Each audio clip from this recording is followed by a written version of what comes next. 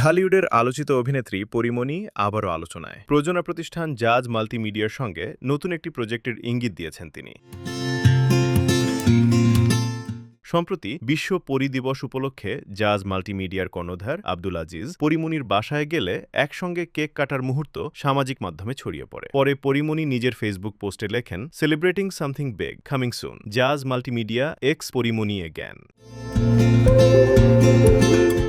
তবে নতুন এই প্রজেক্ট নিয়ে এখনই বিস্তারিত কিছু জানানো হয়নি। জাজের পক্ষ থেকেও বলা হয়েছে, সময় হলে আনুষ্ঠানিকভাবে সব জানানো হবে। উল্লেখ্য, ২০১৬ সালে জাজের প্রযোজনায় নির্মিত রক্ত ছবির মাধ্যমে ব্যাপক জনপ্রিয়তা পান পরীমণি। এরপর ব্যক্তিগত জীবন ও মাতৃত্বের কারণে কিছুটা বিরতিতে থাকলেও ভক্তদের আশা, নতুন এই কাজের মাধ্যমে আবারও বড় পর্দায় শক্তিশালী প্রত্যাবর্তন ঘটবে তার।